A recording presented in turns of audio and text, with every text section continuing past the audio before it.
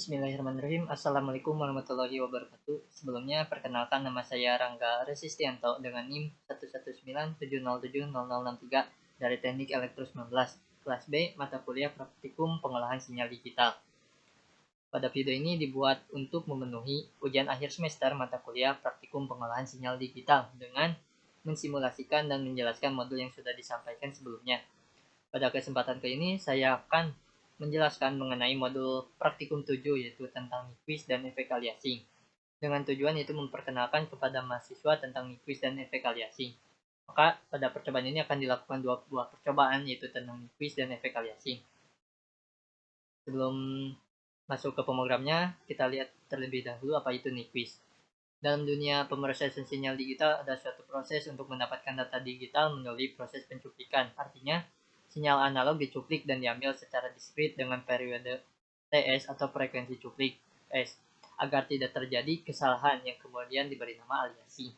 Mr. Nyquist memberikan aturan bahwa frekuensi cuplik minimal harus 2 kali lipat dari frekuensi maksimum yang dikandung sinyal yang bersangkutan. Jadi, frekuensi Nyquist atau Nyquist ini adalah aturannya itu frekuensi cuplik harus minimal 2 kali dari frekuensi maksimum dari sebuah sinyal. Langsung saja kita masuk ke program yang pertama yaitu tentang Nyquist. Nah, pada program yang pertama ini, pertama kita mempersiapkan sinyal sinusoidal ya, dengan program seperti ini, yaitu Y sama dengan sin 2 kali Pi kali F kali T kali frekuensi kali periode waktu. Ini merupakan persamaan dari sinyal sinusoidal dengan frekuensi sama dengan 2 dan periode waktu 1000 Hz atau periode 0,01 detik. Kemudian sini ada figur 1 yaitu merupakan grafik sinyal 1 di mana terdapat variabel waktu T1 sama dengan 0,1 per F atau periodenya 1 per frekuensi detik. Kemudian di sini ada persamaan untuk sinyal hasil cuplik yang pertama. Kemudian kita memplot. Plot ini digunakan untuk membuat grafik pada program MATLAB. Itu di sini akan dilakukan plot atau gambar grafik T,Y ini merupakan menggambarkan sinyal asli dari Y, kemudian menggambarkan hasil pencuplikan dari Y1 itu dengan frekuensi 1 per F, dengan periode waktu 1 per F. Nah, title sprint F ini digunakan untuk menamai si figur 1 ini, menampilkan judulnya, yaitu dengan judul frekuensi sampling sama dengan frekuensi sinyal. Dan didapatkan jumlah data bitnya nanti akan ketika disimulasikan. Nah, yang grafik pertama ini frekuensi samplingnya itu 1 kali frekuensi sinyal. Kemudian lanjut ke figur kedua. Figur kedua ini merupakan sinyal hasil cuplik yang kedua, yaitu dengan 2 kali frekuensi sinyal. Frekuensi samplingnya itu sama dengan 2 kali frekuensi sinyal. Nah, untuk menambahkan 2 kali frekuensi sinyal, kita hanya perlu mengubah periode waktunya, yaitu menjadi 1 per 2 kali frekuensi.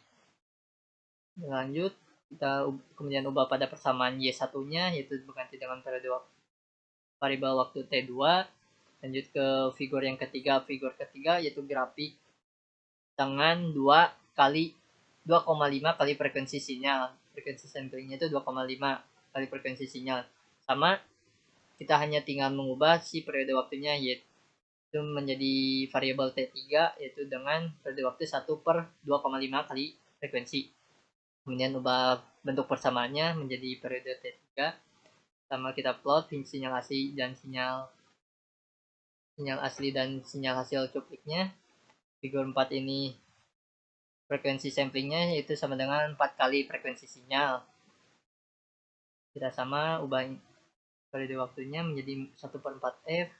Figur 4, kemudian figur 5 programnya sama. Di sini program figur 5 atau grafik yang kelima itu dengan 10 kali frekuensi sinyal. Kita ubah 1 per 10 F. Kemudian ubah variabel waktunya menjadi T5. Kemudian dibuat lagi grafik dengan frekuensi sampling sama dengan 30 kali frekuensi sinyal. Kita ubah jadi 1 per kali 30 kali frekuensi. Nah, pada figur yang ketujuh ini akan dilakukan frekuensi sampling sama dengan 70 kali frekuensi sinyal. Sama seperti sebelumnya, kita ubah periode waktunya menjadi 1 per 70 kali frekuensi.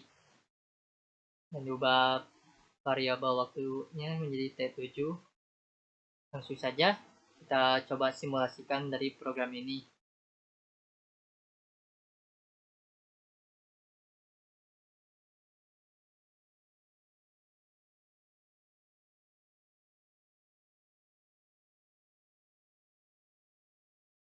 Nah, didapat 7 buah sinyal. Sebelumnya kita lihat terlebih dahulu grafik ke-1 dan kedua. Nah, pada figur 1 atau grafik 1 ini dilakukan frekuensi sampling sama dengan 1 kali frekuensi sinyal, sehingga didapatkan jumlah data 3 bit atau 3 buah sampel yang dilakukan, yaitu pada titik 0, pada periode waktu 0, 0,5, dan 1. Nah, pada figur ke-1 ini hasil cuplik, yaitu pada garis yang warna merah ini, masih berada pada posisi 0 karena sinyal cuplik tidak memenuhi Terry Nyquist, yaitu 2 kali frekuensi maksimumnya. Jadi figur ke-1 ini masih belum memenuhi. Lanjut ke figur kedua, yaitu grafik yang kedua, dilakukan dengan frekuensi sampling sama dengan 2 kali frekuensi sinyal. Maka didapatkan jumlah datanya itu sebanyak 5 bit atau 5 sampel, yaitu pada periode waktu 0, 0,3, 0,5, dan 0,8 dan 1 detik. Nah, pada figur yang kedua ini masih belum memenuhi teori Nyquist karena grafik hasil cupliknya masih berada pada titik 0. Langsung saja kita masuk ke figur yang ketiga, 3 dan 4. Figur yang ketiga ini dilakukan dengan frekuensi sampling yaitu sama dengan 2,5 frekuensi sinyal. Didapatkan jumlah datanya itu 6 bit, jadi 6 buah sampel. Itu pada seperti ini, 1, 2, 3, 4, 5, 6. Pada figur grafik ketiga ini sudah bisa dibilang memenuhi dari aturan Nyquist karena sudah memenuhi 2 kali frekuensi sinyal maksimumnya. Tetapi masih belum sempurna karena hasil cupliknya itu masih berada pada titik 0,6, 0,4, pada 0,4 detik, masih belum sempurna.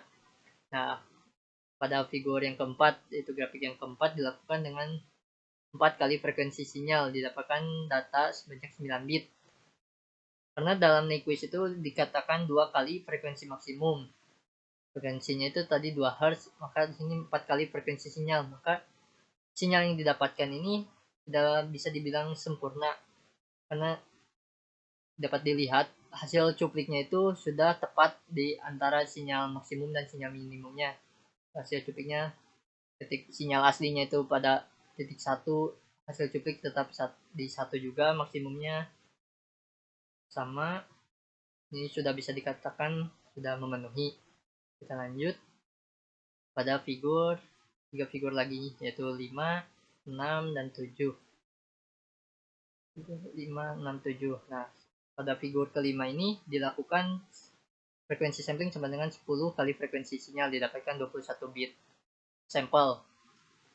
Hasil cupliknya sudah bisa dibilang sempurna karena sudah hampir menyamai dari si sinyal aslinya.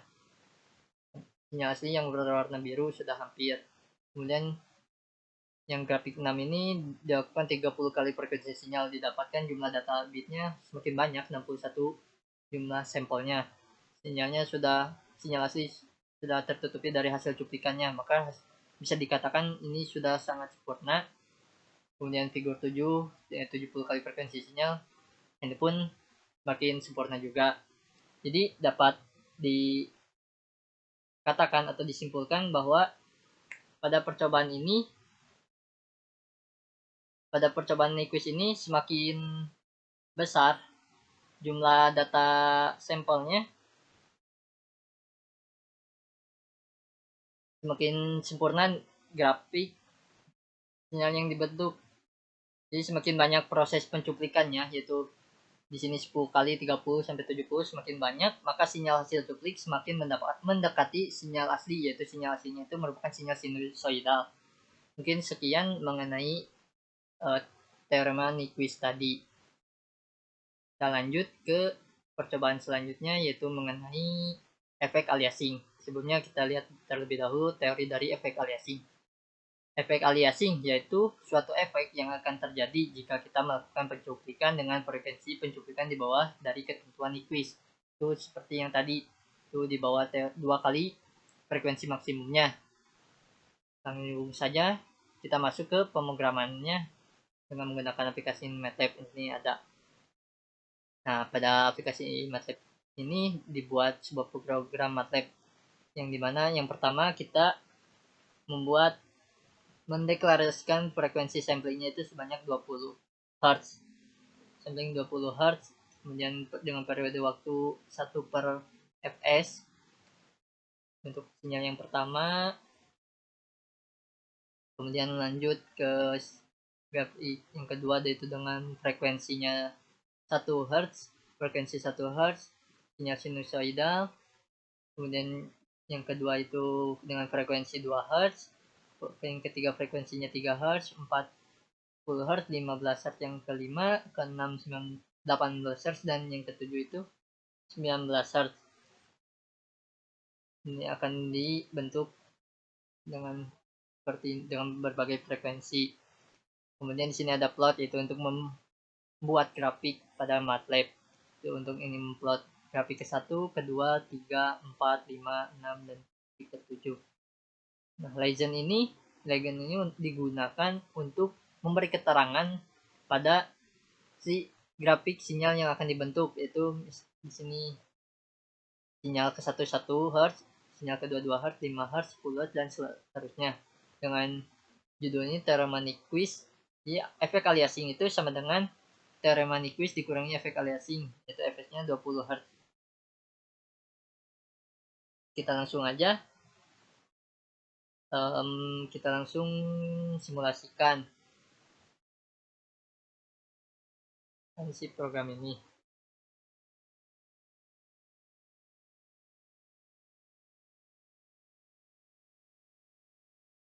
Nah, didapatkan grafik sinyal seperti gambar di sini. Terdapat 7 buah frekuensi yang digunakan dalam satu plot ini dengan frekuensi sampling yang sama, yaitu 20 Hz. Frekuensi samplingnya 20 Hz.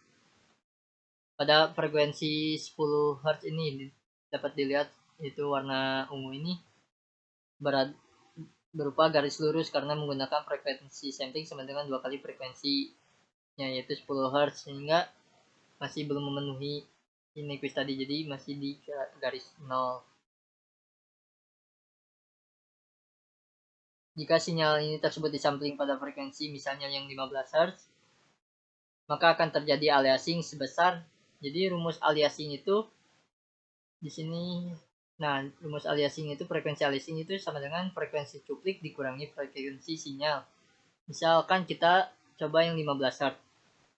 Maka jika sinyal frekuensi aliasing itu frekuensi sampling Nyquist, yaitu 20 Hz dikurangi frekuensi samplingnya itu 15 Hz, maka hasilnya 5 Hz. Dapat dilihat pada gambar ini, si efek aliasingnya itu seperti yang warna hijau 15 Hz seperti itu. Dan yang lainnya pun kita lihat, ini untuk warna biru ini untuk 1 Hz. Nah, dari ketujuh grafik ini terdapat beberapa yang mirip atau alias, yaitu antara grafik 1 dengan grafik 19 warna merah ini memiliki kesamaan. Ini perbedaannya dari titik maksimum dan minimumnya. Kemudian grafik yang kedua itu 2 Hz dengan 18 Hz warna biru ini memiliki kesamaan. Kemudian 5 Hz warna orange ini dengan 15 Hz memiliki kesamaan. Dan yang berbeda itu hanya 10 Hz karena di bawah 2 kali frekuensi sampling. Jadi seperti itu yang dinamakan dengan efek aliasing. Jadi sinyal tidak dapat dibedakan satu sama lain. Oleh karena itu sangat penting dalam melakukan sampling memenuhi teorema Nyquist, yaitu 2 kali frekuensi sampling, itu agar tidak terjadi yang dinamakan dengan cacat aliasing, yaitu dengan kemiripan sinyal antara satu dan lainnya. Mungkin sekian yang dapat disampaikan. Mohon maaf apabila ada kesalahan dalam menjelaskan dan dalam tutur kata. Mohon maaf. Wassalamualaikum warahmatullahi wabarakatuh.